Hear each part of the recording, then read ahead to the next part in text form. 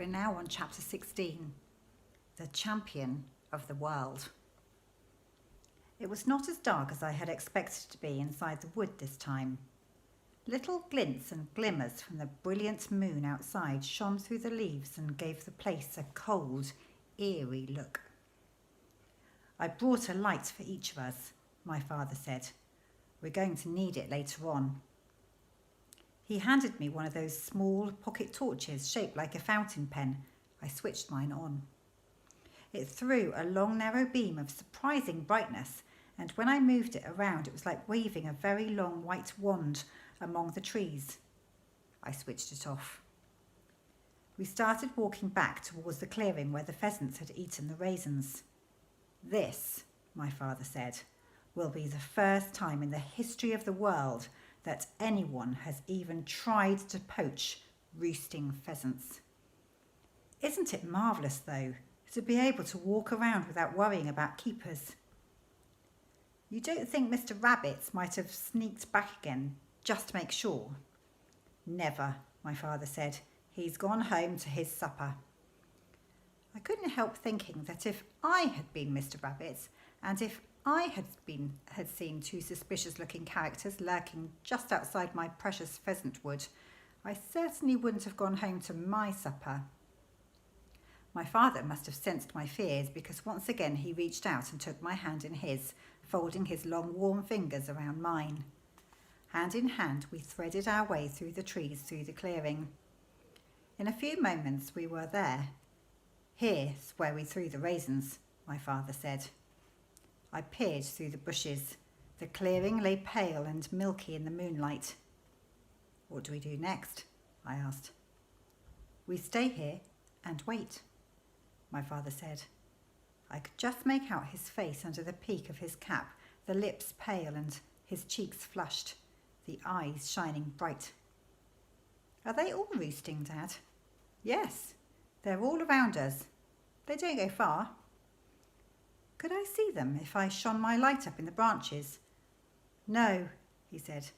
They go up pretty high and then they hide in amongst the leaves. We stood waiting for something to happen. Nothing happened. It was very quiet in the wood. Danny, my father said. Yes, Dad. I've been wondering how a bird manages to keep its balance sitting on a branch when it's asleep. I don't know, I said. Why? It's very peculiar, he said. What's peculiar? It's so peculiar that a bird doesn't topple off its perch as soon as it goes to sleep. After all, if we were sitting on a branch and we went to sleep, then we would fall off, wouldn't we? But birds have claws and long toes, Dad. I expect they hold on with those. I know that, Danny. But I still don't understand why the toes keep gripping the perch once the bird is asleep. Surely everything goes limp when you fall asleep. I waited for him to go on. I was just thinking, he said, that if a bird can keep its balance when it's asleep, then surely there isn't any reason why the pills would make it fall down. It's doped, I said. Surely it will fall down if it's doped. But isn't that simply a deeper sort of sleep? He said. Why should we expect it to fall down just because it's in a deeper sleep? There was a gloomy silence.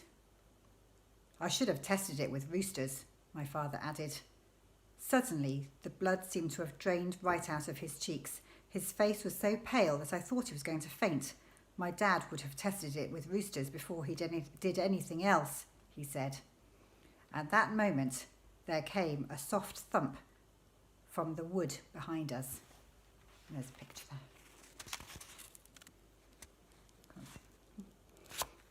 Hopefully you saw that. What was that? I asked. Shh. We stood listening. Thump. There's another, I said.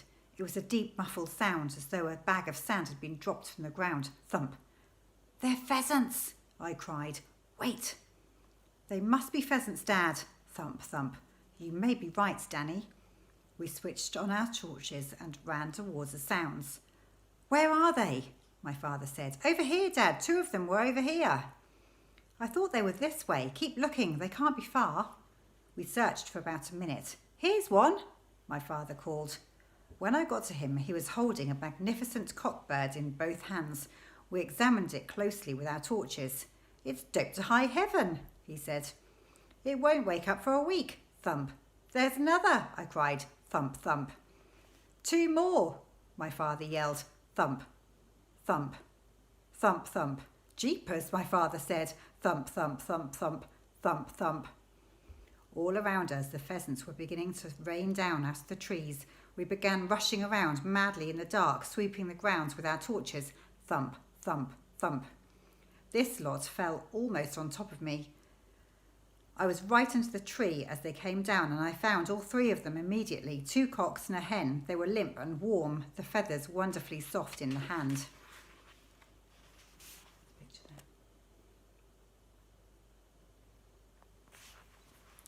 Where shall I put them, Dad? I called out. Lay them here, Danny. Just pile them up here where it's light. My father was standing on the edge of the clearing with the moonlight streaming down all over him and a great bunch of pheasants in each hand.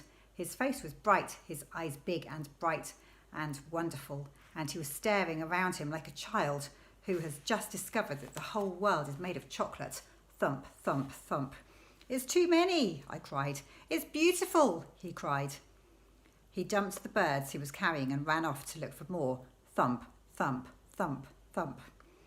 It was easy to find them now. There were 1 or 2 lying under every tree. I quickly collected 6 more, 3 in each hand, and ran back and dumped them with the others. Then 6 more, then 6 more after that. And still they kept falling. My father was in a whirl of excitement now, dashing around like a mad ghost under the trees. I could see the beam of his torch waving around in the dark, and every time he found a bird, he gave a little yelp of triumph.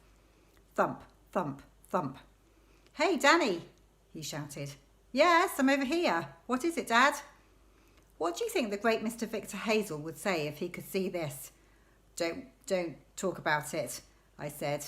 For 3 or 4 minutes, the pheasants kept on falling, and then suddenly they stopped. Keep searching, my father shouted. There's plenty more on the ground. Dad, I said, don't you think we ought to get out of here whilst the going's good? Never, he shouted. Not on your life. We went on searching. Between us, we looked under every tree with 100 yards of the clearing, north, south, east and west. And I think we found most of them in the end. At the collecting points, there was a pile of pheasants as big as a bonfire. It's a miracle, my father was saying. It's an absolute miracle. He was staring at them in a kind of trance. Shouldn't we just take about 6 each and get out quick? I said. I would like to count them, Danny. Dad, not now. I must count them. Can't we do that later? 1, 2, 3, 4. He began counting them very carefully, picking up each bird in turn and laying it carefully to one side. The moon was directly overhead now, and the whole clearing was brilliantly lit up. I felt as though I was standing in a glare of powerful headlamps. 117, 118, 119, 120, he cried. It's an all-time record. He looked happier than I had ever seen him in his life. The most my dad ever got was 15, and he was drunk for a week afterwards, he said. But this, my boy, is an all-time world record.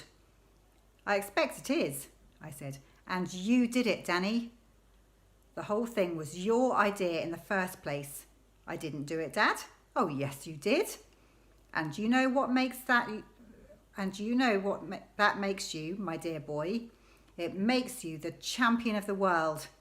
He pulled up his sweater and unwound the 2 big cotton sacks from around his belly. Here's yours, he said, handing one of them to me. Fill it up quick.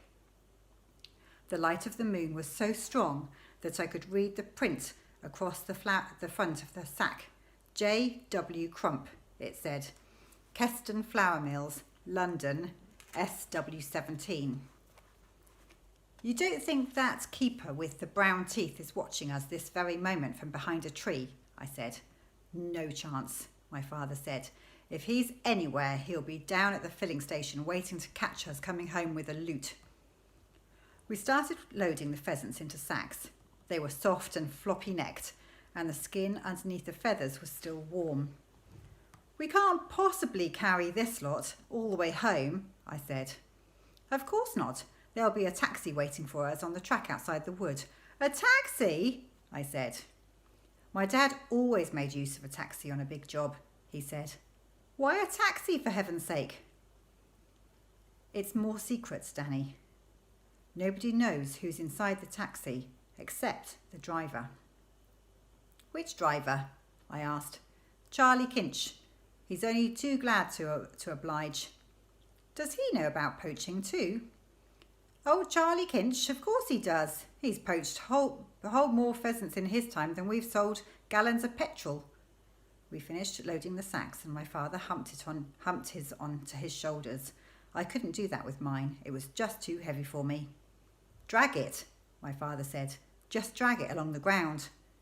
My sack had 60 birds inside it and it weighed a ton, but it slid quite easily over the dry leaves with me walking backwards and pulling it with both hands. We came to the edge of the wood and peered through the hedge onto the track.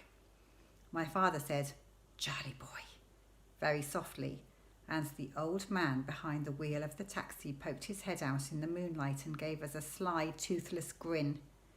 We slid through the hedge, dragging the sacks after us along the ground. Hello, hello, hello, Charlie Kinch said. What's all this then? And that's the end of the chapter. Bye-bye.